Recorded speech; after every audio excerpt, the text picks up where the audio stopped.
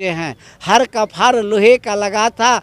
रावण घड़ा जो गड़वा दिया था वो घड़ा में हर कफार फंस गया, बैल अरक गया। बैल ताकत लगाकर ये अभी धरती हम से मौजूद है उछला है। सीतामढ़ी में और देख सकते हैं यही वो सीता माता की जन्म स्थली है। देख सकते हैं ये पोखरा था और कुछ दिन पहले, कुछ समय पहले, बहुत पहले यहाँ पे खेत हुआ करता था और इसी खेत में जब जुताई हुआ, जब जनक जी ने इस खेत को जोत रहे थे तो घड़ा निकला और उसी घड़ा को जोतते समय जो फूटा तो सीता माता की उत्पत्ति हुई और उसमें रोने की आवाज़ आई और सीता माता उसी से जन्म लिए, उनके घर लिए। यहाँ पे देख सकते हैं एक बाबा हैं, क्या जानते हैं बाबा जी इसके बारे में? अब ये धरती को बनाया है महान रावण। हाँ। कैसे बनाया? जैसे रावण ने अपने राज्य में टैक्स लेने का आदेश लगाया। हाँ।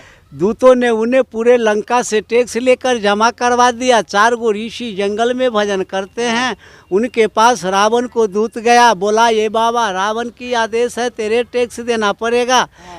पुंद्र ऋषि ने बोला कि ये रावण के दूत, हम ये झाड़ी खंड जंगल में भगवान का भक्ति करते हैं, मेरे पास 1 रुपया नहीं है, हम टैक्स नहीं दे पाएंगे, तुम चले जाओ वापस, रावण से कह देना हम टैक्स नहीं देंगे। रावण को दूत वापस गया रावण के पास। रावण ने पूछा सबसे टैक्स लाया?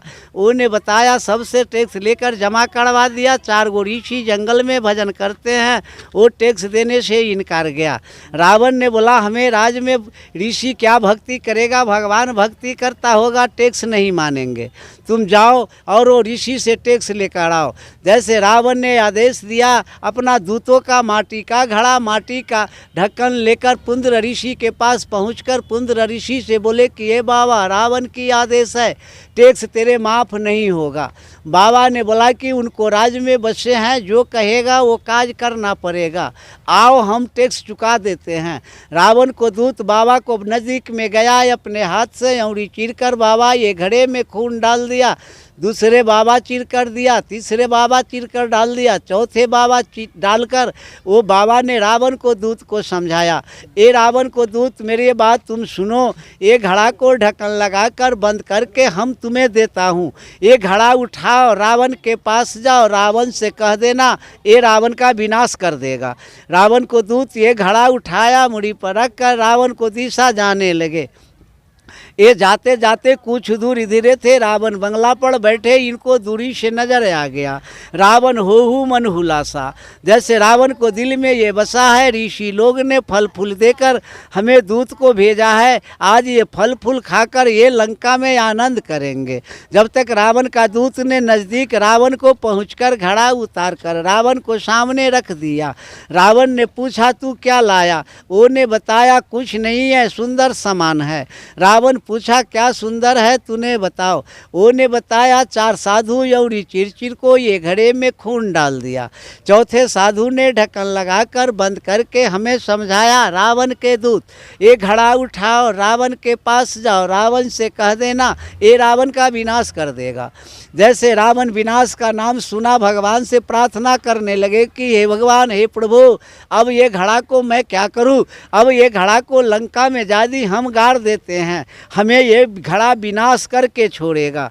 ऐसे रावण गुनधुन करने लगे कि ये घड़ा अगर जादी दूसरे को राज्य में गड़वा देते हैं ताकि उन्हें नुकसान हो जाएगा, हम फायदा में वर्जित बच जाएंगे।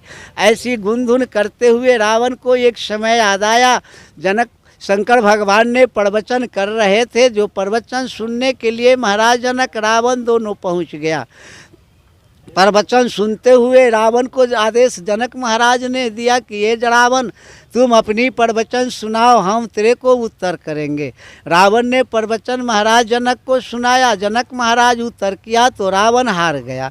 रावण उस जनक से बोला कि ये महाराज जनक, अभी के युग में हमसे बड़ा न कोई पंडित है न कोई बड़ा ज्ञानी, लेकिन साधारण बात से तुम्हें हरा दिया, लेकिन याद करके रखो किसी भी समय मौका से हम तुमको पाएंगे तो ये मिथिला धाम में अच्छी तरह से सता देंगे। ये दिन रावण को आज आया है। ऋषि ने श्राप देकर जो खून का घड़ा भेज दिया, ये रावण जनक को मिथिला राज्य में गड़वाने का सोच रहे हैं।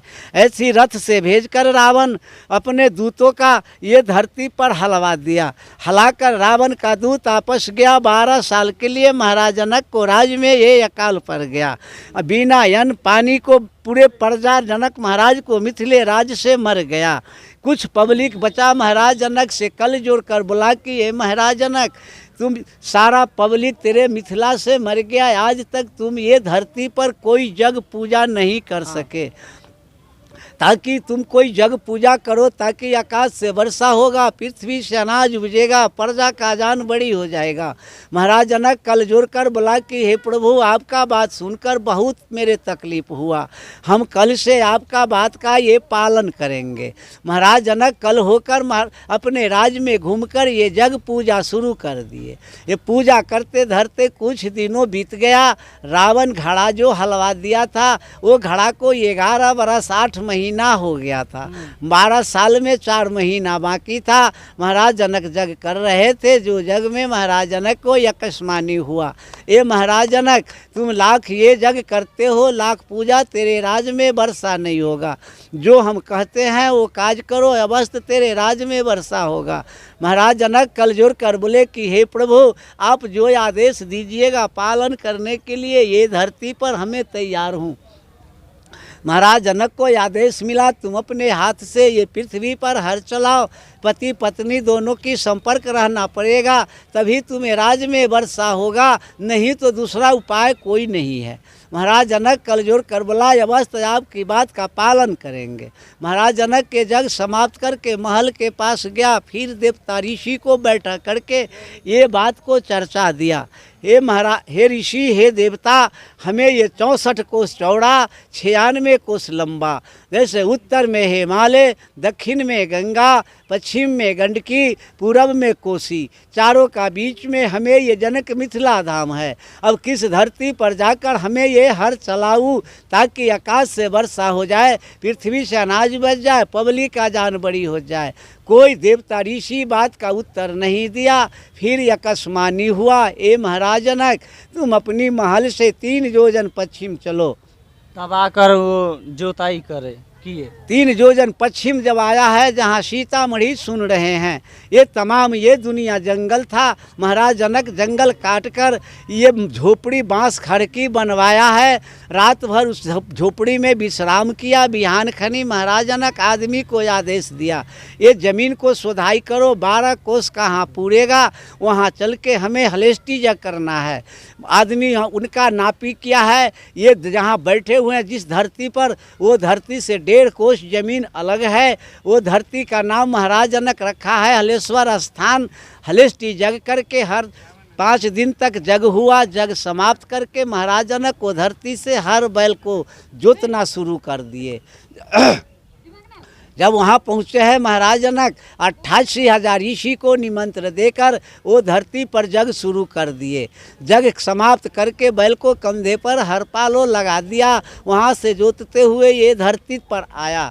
जैसे ये धरती पर आए हैं 88,000 ऋषि, हर का पीछे परिक्रमा लगाकर ये धरती तक पहुँचे। 7 सखी सिंहासन है, 8वां माता जानकी। जैसे जमीन के ऊपर उछला, आकाश से वर्षा हुआ, फूल के वर्षा हुआ। 88,000 ऋषि से महाराज जनक जयकार लगवाया है, बोलो जनक पुत्री जानकी माता की जय हो। महाराज जनक ने ये बच्ची आधा घड़ा फूटा है, आधा घड़ा में पड़े हुए। जैसे बच्ची रोने लगे, 7 सखी सिंहासन जमीन के अंदर गुप्त हो गया। माता जानकी उस जग, माता सुनैना ने उस जग मुस्तैद थे। ये जनक पुत्री जानकी समझकर ये बच्ची को गोद ले लिया। गोद लेकर 10 कदम आगे आया। महाराज जनक डोली सजाया, वो हार लगाकर 32 गो ऋषि को आदेश दिया, ये बच्ची को डोली में रखो और यहाँ से डोली उठाओ, हम लोग जनकपुर को पधारो। यहाँ से डोली थोड़ा सा रोकना चाहेंगे, थोड़ा वीडियो लंबा हो रहा है। तो देख सकते हैं जैसे बाबा जी बता रहे थे कि जनक जी ने यहाँ पे जोताई किया और उसमें 7 घड़ा निकला, जिसमें 8वां घड़ा जो था उसमें जानकी जी थी, यानी कि सीता माता थी। और यहीं से उनका ये जगह है जिनके नाम पर सीता जी की उत्पत्ति हुई, और यहीं सीता जी के नाम पे ही इस जगह का नाम पड़ा है सीतामढ़ी। और वहाँ पे जानकी स्थान, यहाँ से लगभग 2-3 किलोमीटर की दूरी पे जानकी स्थान है, वहाँ पे आप लोग दर्शन कर सकते हैं। आप लोगों को वीडियो अच्छा लगे तो चैनल को सब्सक्राइब करें और ज़्यादा से ज़्यादा शेयर करते